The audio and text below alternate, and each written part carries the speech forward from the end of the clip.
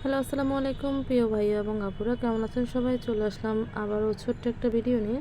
আমি প্রথমে মাছগুলোকে ভেজে কাটা বেছে রেখেছিলাম। তারপর এটা হচ্ছে বাংলাদেশের জাতীয় ফল। আমি প্রসেসিং করে ফ্রিজে রেখেছিলাম।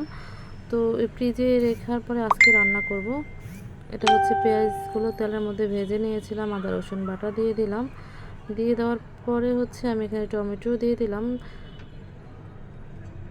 তারপর দিয়ে দিলাম হচ্ছে সব রকম মশলা, মানে হলুদের গুঁড়া, মরিচের গুঁড়া, জিরার গুঁড়া, একটু ধনিয়ার গুঁড়া, সব পরিমাণ মতো দিয়ে কাঁঠালগুলো দিয়ে দিলাম। কাঁঠালগুলো নাড়াচাড়া দেওয়ার পরে একটু বরফ ছুটার পরে আমি দিয়ে দিলাম হচ্ছে সেই হ্যালোইন ডাল। এই ডালটা আমার অনেক প্রিয়, বা আমাদের ফ্যামিলির অনেক প্রিয়, নোয়াখালীতে এটা খুব খায়। তো এখানে যে তরকারিটা প্রায় হয়ে গেছে, এর মাঝখানে একটু পানি দিয়েছিলাম, তারপর শেষে একটু বাগার দিলাম। এই যে বাগার দেওয়ার পরে আমি আজকে একটু ঝোলটা একটু কম রেখেছি, যেহেতু ভাত খাবো না, খালি খালি শুধুই খাবো, সাথে সবজিও রান্না করেছিলাম।